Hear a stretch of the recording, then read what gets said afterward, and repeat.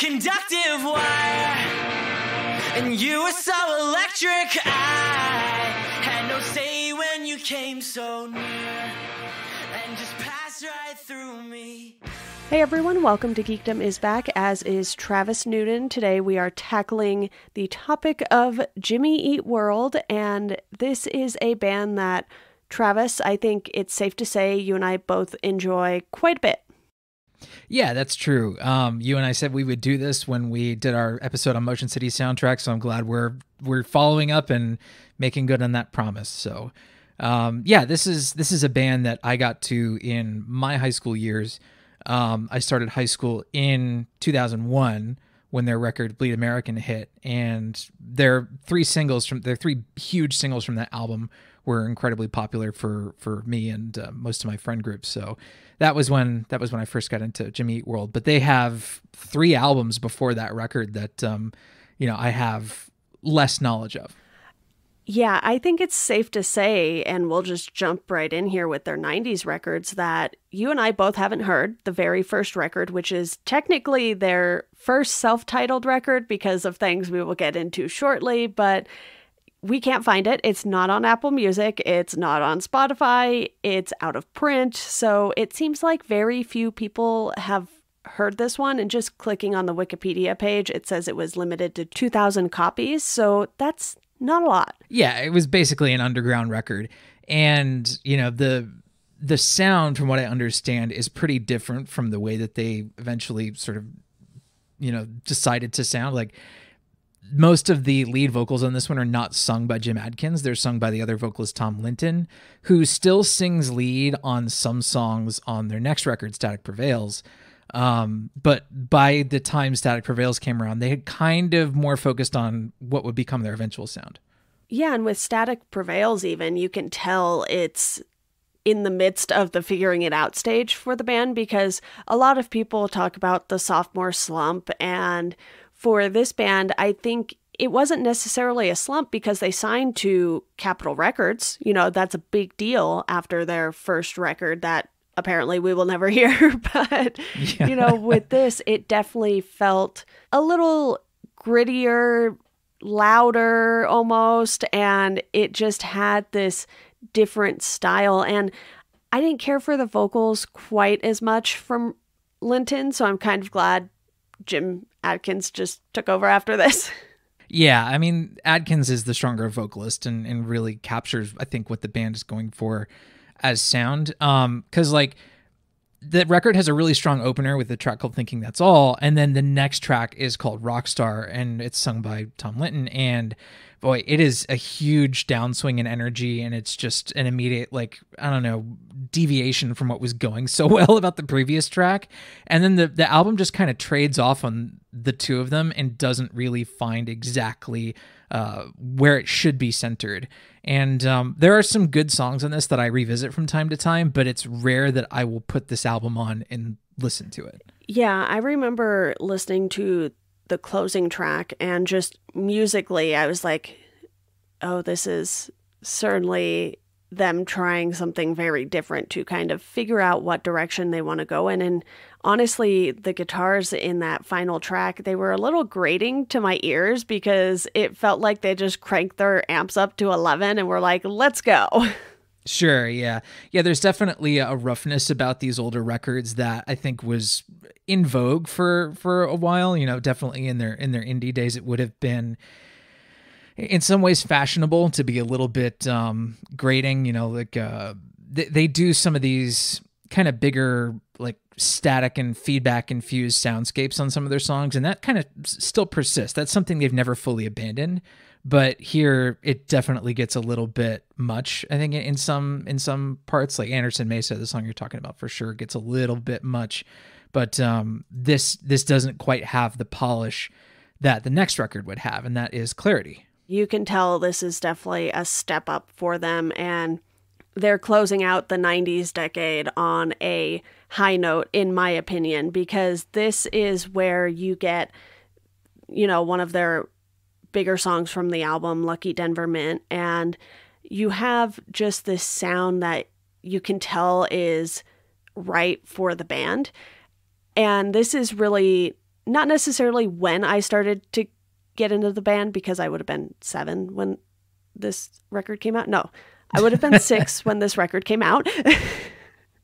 And, I wasn't listening to my own music just yet, but I think with these first records, it's very much, let's find our footing. Okay, we found our footing. And then from there, this band just blows up. Yeah, Clarity didn't quite hit East Coast, like top 40 or pop, like rock alternative radio. I would have been 12 or 13 when this hit. And so it would have been the right time for me to discover this record. But for whatever reason, it didn't get the kind of airplay that their next record would. But you're right. Like Lucky Denverment is a great song, super strong single. I really love Goodbye Sky Harbor. And I kind of wish that they would do something a little bit more akin to that. It's a 16-minute epic. And I'm thinking, they really hit on something with that, and they really haven't revisited it. But there are still elements of that kind of sound in later records. Yeah, I know I told you that I was going to go back and listen to a handful of the records that I was a little less familiar with. So I listened to Static Prevails, Clarity, Chase This Light, Invented, and I got most of the way through Surviving, because that one being more recent, I hadn't listened to it just quite as much as some of the others. But with Static Prevails and Clarity in particular, I'm not 100% sure how much I will go back to Static Prevails, just because of how much it feels like the band is figuring things out and it's not a really cohesive record. And, that's not to say you can't have different types of songs on records, but I think for me, I just need things to flow a little better. And that's sometimes very hard to do when you aren't having the same lead singer on the songs. Agreed. The huge break for them obviously was with Bleed American, and this hit in the summer of 2001, just a scant few months before 9/11, and the huge single from the album, which is also, I believe, called, it's Bleed American. The song was doing really, really well on the rock alternative station I remember down here. And then it got way less airplay after 9/11. And then I remember they re-released the album. They called it Jimmy Eat World for a bit. And then they retitled that song Salt, Sweat, Sugar, which is nowhere near as good a title. This is a tremendous record. And I was familiar enough with the singles, and my friends were crazy about the record. And it took me, I would probably say, a good 6 months for me to like finally meet this record on its own terms. Like I wanted to wait until a little bit of the fervor had died down, because I still, like, to this day, The Middle it's a good single, but it's a little too saccharine for me, which is, it's funny to say, I'm not trying to be punny, but Sweetness is way, way more my tempo.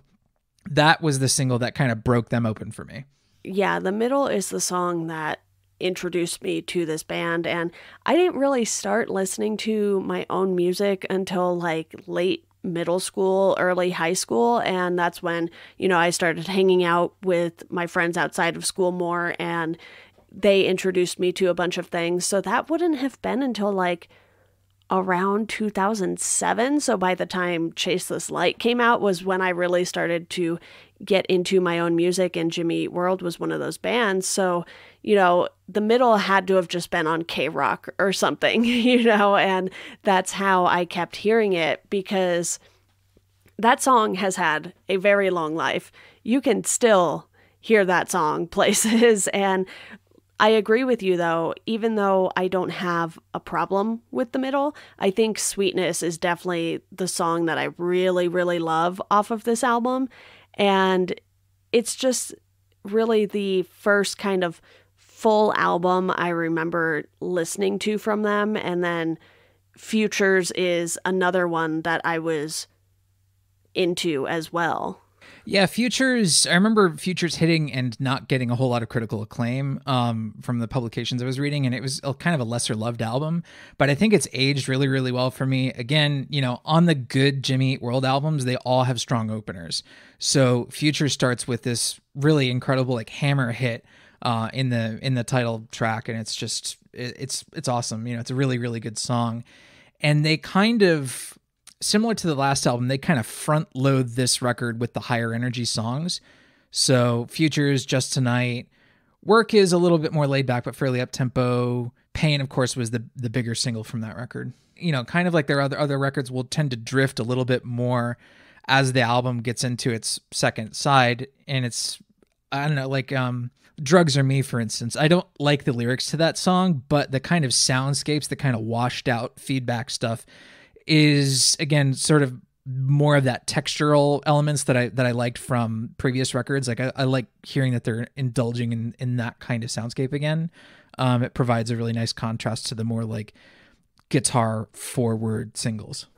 Yeah, the singles from these two records in particular are the ones that really solidified for me, hey, I like this band and I want to keep listening to them. And I've mentioned this to you before, but for the listeners, just to reiterate here, I have not been listening to music quite as much lately, simply because I'm doing so much work in podcasts and video. So I literally cannot listen to music while I am working because that just wouldn't work at all. But, so my music listening has really fallen off in the last, I don't know, probably 3 years, give or take. And for me, I was always a person who really liked listening to albums versus listening to playlists. And I remember just wanting to listen to Bleed American and Futures whenever I would want to listen to this band, because sometimes it's the first album that you hear from a band that kind of sticks with you. I think that's why with even a band like Green Day, American Idiot was the album I kept returning to, because it wasn't that I didn't know other Green Day songs. I had like international super hits or something, but that's in a sense more of a playlist because it's a greatest hits album. And American Idiot was the first album I constantly listened to front to back. And it's one of their albums that I find myself wanting to return to more than maybe some of their others. And I can definitely say that with Bleed American and Futures for Jimmy World. Yeah, and I think that's really, really common. I think it's impossible to deny just how impressionable we are at those ages. Like when we first hear these records, like when we get our first impressions of these bands, like those are the records that are going to stick with us. Like, statistically speaking, like those are going to be the ones that we think are the best just because we were 13. And I also think these, in addition to us just like being 12 or 13 when we got into these bands, it's like, oh, well, these are also like pretty good records. I think Futures has aged really well. Yeah. And I'm happy to hear that. One of the albums that got, I think, even less praise was Chase This Light. But here's the funny thing. I've always had a soft spot for this record. Yeah. When I was listening to it, I was like, oh, this is better than I kind of expected it to be, because I'm sure I had listened to it maybe once or twice before, just because I, at one point in time, would get into a band and then want to listen to everything they did. So I'm sure I did at some point. I don't really remember it. So this almost felt like a first time listen for me. And, it kicks off with Big Casino. And I was like, oh, you know what? I think I'm going to like this album more than I expected, just because so few people seem to talk about this one. Yeah, Big Casino, another huge high energy opener, kind of reminds me of Sweetness a little bit in tempo. There's a bigness to it. Let It Happen is actually one of my favorite songs of theirs ever. It opens with this really, really strong acoustic riff that I always, is pretty much always looping somewhere in my brain. But this is a shorter record from them. It's a 40-minute record, and the songs are shorter, punchier, fun pop songs. Like Electable is a really, really fun pop song. Same with Feeling Lucky. This is when the band, I think, does its sort of like optimistic, corny stuff really, really well. Because like later on, I think they've gotten more sincere in their lyrics as a band, and they've gotten a little bit more like embracing just like direct corniness. And that's not really a problem, but I think that sort of direct sincerity and corniness works better on this record than it does on any of their other ones. Yeah, I would agree with that. And Invented was another one that I hadn't heard a ton about for whatever reason. I don't know if it's because I was so into Bleed American and Futures that I kind of just missed these two records. And then by the time I was paying attention to like new releases again, it was when Damage came out. So I think these two just somehow flew under the radar for me. And I don't know if it's because my friends also weren't really listening to these ones or what, but that is how it happened. Yeah, Invented is where I started to fall off with them because there are a bunch of songs on Invented that I will skip pretty much every time. And it pains me to say that because like when Invented came out, I was still a really big fan of the band. But like My Best Theory is again a really strong single. But like by the third track, I feel like the album has already lost energy. The opener Hard is Hard to Find is good. By the time you get to like Action Needs an Audience, which is the 10th track on the album, it's like I'm not quite sure what they're doing anymore. Like this record really isn't working for me. When I bought the record, I bought the deluxe one from iTunes, and it did come with some really good covers on it. There's a cover of a Wilco song called You and I, which is good. But one of my favorite things they've ever done, that they really kind of spoke to me, was they covered Precision Auto, which is a Superchunk song, and it's my favorite Superchunk song. And they do a really good version of it. So I was really happy to hear that on this record. But other than that, aside from, I would say 4 songs in the album proper, I don't really find myself revisiting this record. And then by the time the next one rolled around, I was kind of even less enamored of their sound. For me, the big song off of this record is Coffee and Cigarettes, and I actually prefer the acoustic version, so I was listening through the deluxe version on Apple Music, and I was glad that was in there because that's one that I threw on some acoustic playlist forever ago, and it always pleases me when it comes up.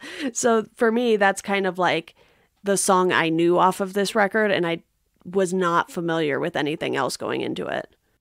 Mm-hmm. And then coming into Damage, this was a record that when it was released, I listened through it one time. I probably would have listened to it, I don't know, through a friend's iTunes account or something like that. I forget how, but literally nothing stuck with me on it. Evidently, the 2 singles from it were Damage and I Will Steal You Back. And I can't sing you either. I can't remember a single hook from them. It's a short record. It's even shorter than Chase This Light. It's 37 minutes. But Appreciation is an okay opener. But by the time they get to Book of Love on track 4, I'm kind of fully done with the record. Like I really don't see myself going back and listening to this one. It just didn't find a single song to hook me. Like there's nothing on this record I find that makes me crave listening to it again. And again, it's no fun for me to say this. Like I don't enjoy heaping dirt on this record at all, because I like this band and want to like everything they put out. But this one just didn't work for me. I think there was some record store day release. It was like a 7-inch with just the singles on it or something. And I remember picking that up, but I kind of don't remember anything else about this record.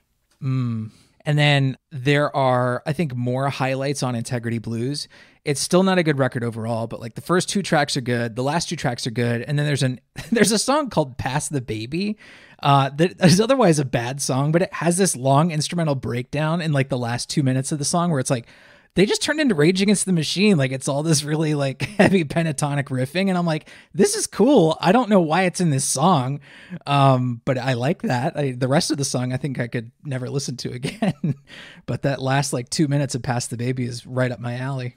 Yeah, it's kind of crazy, but I actually really do like Integrity Blues. I think the singles are great. Like you said, Pass the Baby, it's kind of out there for them, but I think overall this album kind of works more top to bottom than I think Invented and Damage do for me. Yeah, I mean, Sure and Certain is a good single. It's not one I find myself listening to often from them, but it's a good song that I think captures a softer side of the band.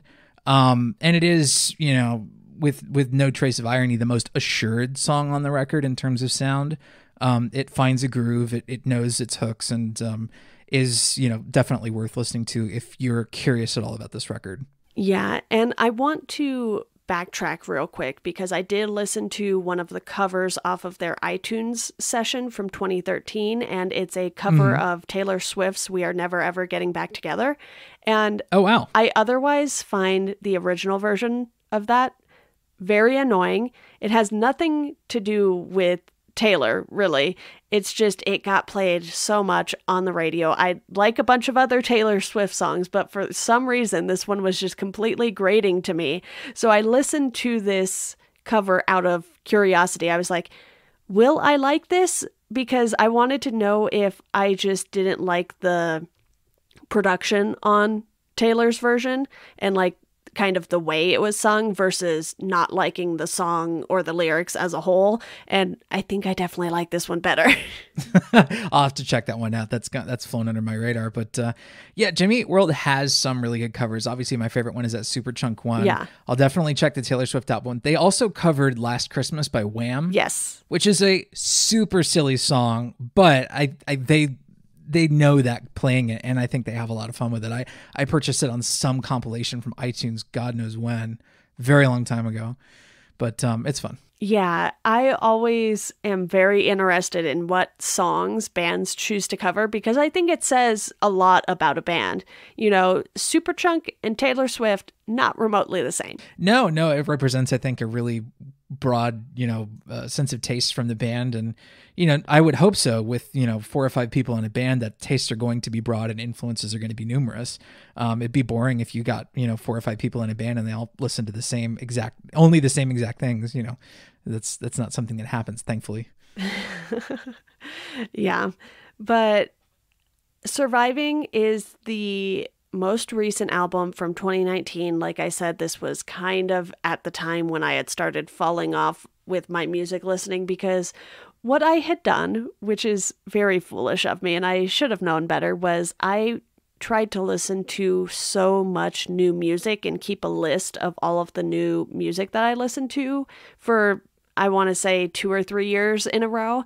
And it was exhausting to try and listen to like 3 or 4 new albums a week because I didn't really have time to revisit them. At that point, I was already listening to a bunch of podcasts and starting my own podcasts and things like that. And it was just way too much all the time. And it just got me so burnt out on music. And, I had a music podcast called Misaligned, and I kind of had to have a talk with my co-host at the time, Megan Moore, and just be like, I don't think I can keep doing a music podcast because I have completely burnt myself out on music. It's easy to do that. Especially like when you're listening really, really actively with a critical ear. Yeah.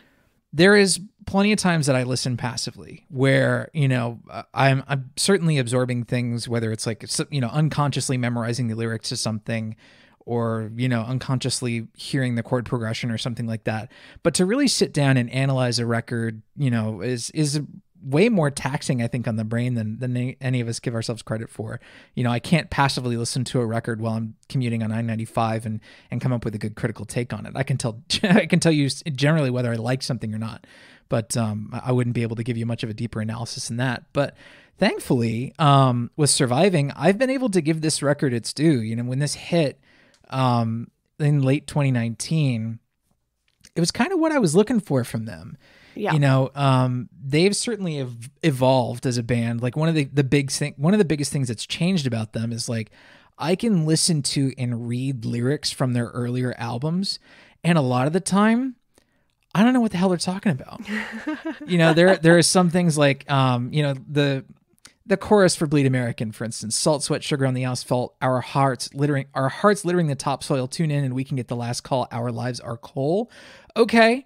I understand all those words. I don't know what the hell they mean in context, and I love the idea that we can interpret this any number of ways. Obviously, whoever's writing the songs has a take, they know what it's about.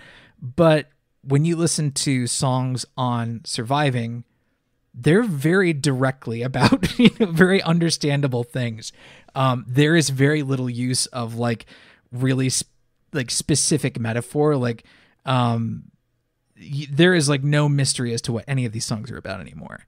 And on some level that does get a little bit corny, but I also appreciate that they're kind of embracing, I don't know, an easier sound, but still haven't lost an edge. Like Criminal Energy, that song rocks. It kicks but it's got a really, really good riff. I think it's in drop D, so it's easy to play, fun. Just a really fun banger of a track. And then Congratulations is one of my favorite songs they've ever done. This is one I'm really hoping that I do get to revisit a little more. I actually didn't quite finish it before we hopped on this call here. I made it to Diamond, which is the 7th track, and I was enjoying it. And one of the songs here will actually lead into one of my recommendations. I'm going to do 2 today since the first one is technically not out yet and you can't actually enjoy it.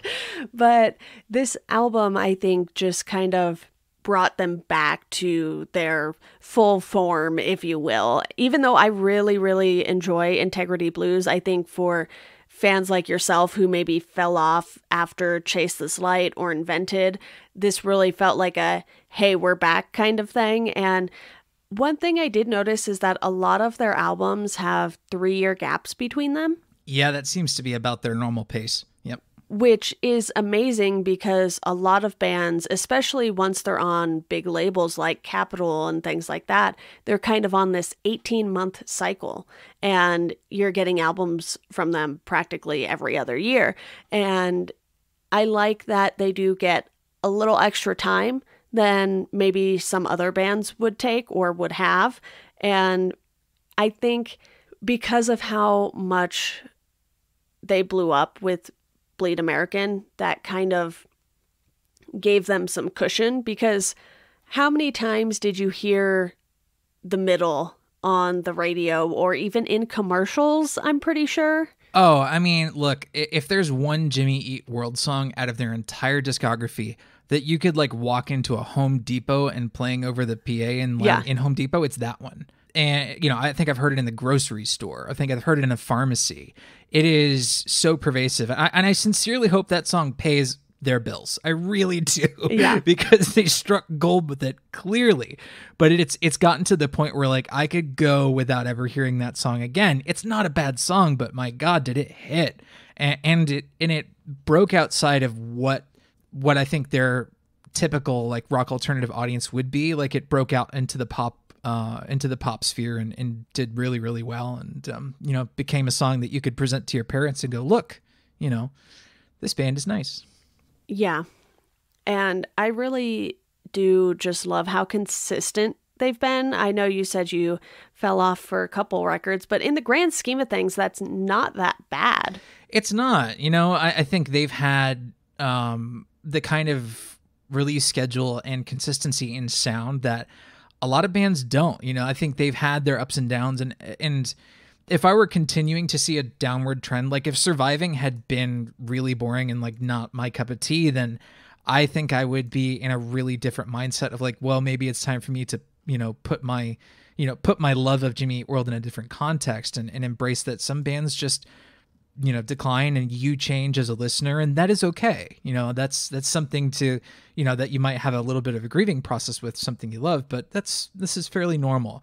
But I was really jazzed at how well Surviving did with me, like being as different as it is. Like, again, that approach to sincerity, that approach to the kind of corniness and directness in their lyrics was really noticeable for me in this record. It was like, oh, right. Yeah. There's no mysteries here.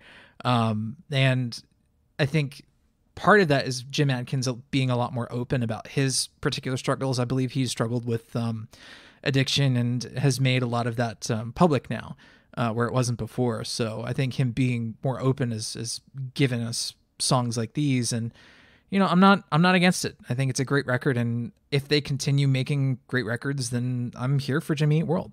Yeah. And some fans are so adamant that bands stay the same, but it's like, you know, you grow as a person. So the bands are obviously going to grow as people too, especially bands that got their starts really young. You know, some bands kind of blew up when they were in their late teens, early 20s, and it's like, you don't know anything at that point in your life. Yeah. So it's kind of crazy to me when fans get so mad about those things, because for you and I, it's like, oh, there were some albums we didn't like. It's no big deal. But you will still always have those albums that you love. Yeah, I mean, it'd be crazy to expect the Beatles to still be playing "Please Please Me" by the time that they were doing like "Rubber Soul." You know what I mean? It's not the same kind of tracks anymore, folks, and it's better for it. You know, the evolution is something that I think we should all seek. You know, there's no way that these guys can be middle-aged and still kind of capturing what they did, you know, with clarity. It was never going to be that way. So I'm glad that they're still kicking.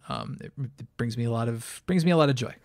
Yeah. So have you seen the band live? You know, I was at the Buzz Bake Sale, which was, you know, my local rock alternative station where I grew up was 103.1 The Buzz, and they had the big festival, and it was called the Buzz Bake Sale. They did it every year. And Jimmy Eat World played that show, and I missed their set. They were playing on the secondary stage. Oh. I think I had just seen Sum 41 on the second, like the smaller stage before.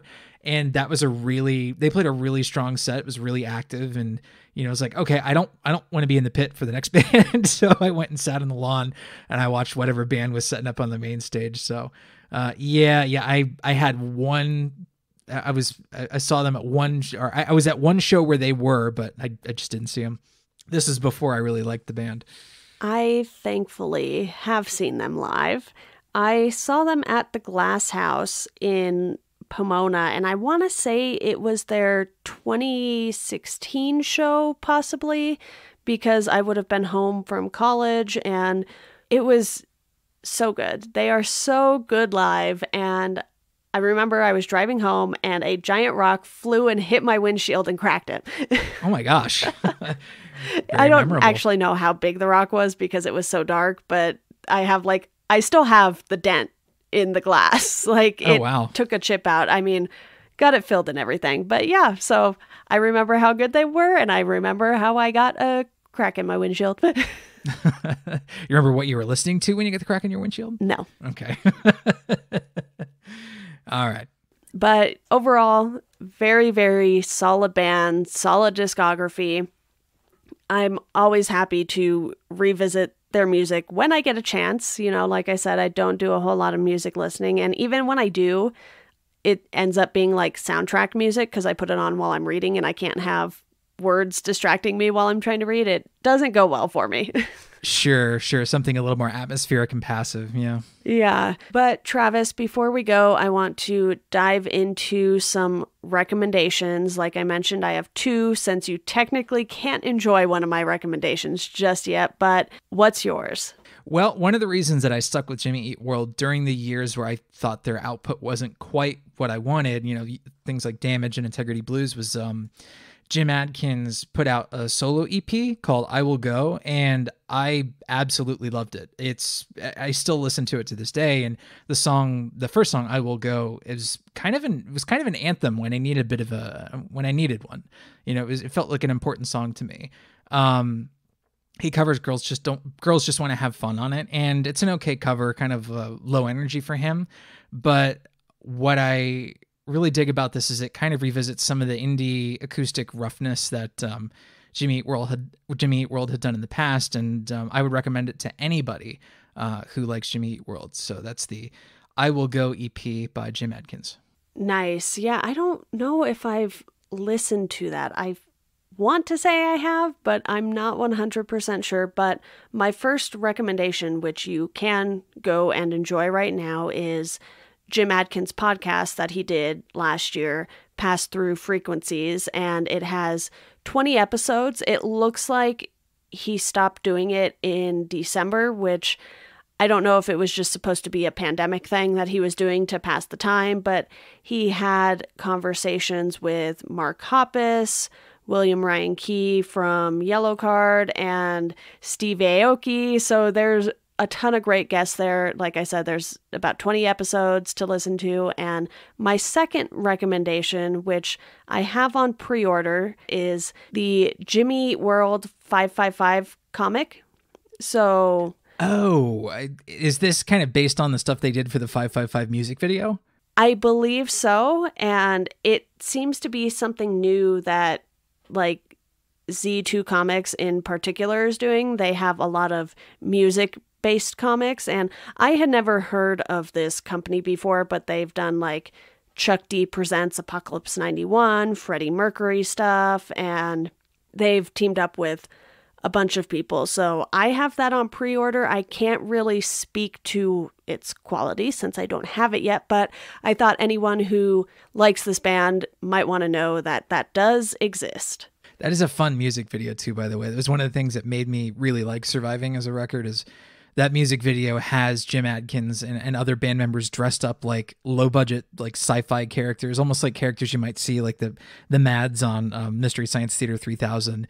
And I was like, with such a serious subject matter in that song, the fact that they're willing to do a really funny video for it was like, all right, at least they have a sense of humor about all this, and they're willing to kind of balance out kind of a heavier song lyrically with a really light tone and silly video. So I'll check this out for sure. Yeah, and even though I wasn't super familiar with Surviving, I'm always interested in bands trying new things, and comics are right up my alley. So I was like, I'm going to get this, and hopefully by the time it arrives, I will have listened to the album 1 or 2 more times. Yeah, I'll be eager to hear your take on the comic. Awesome. Well, thank you so much for joining me for this quick conversation on Jimmy Eat World. I know we didn't go super, super in depth, but a lot of that is on my part because I have been absolutely terrible at listening to anything that isn't a podcast I'm editing. Hey, we've been at this for, by my count, about 37 and a half minutes, which is about the length of a Jimmy Eat World record, so we're good. Perfect. All right, everyone. That does it for this episode of Welcome to Geekdom. If you want to support the podcast, you can do so through our Patreon. If you want to follow us on socials, you can do so at GeekdomPod on Twitter and at Welcome to Geekdom on Instagram and Facebook. And as always, thank you for listening, and we hope you enjoy the rest of your day.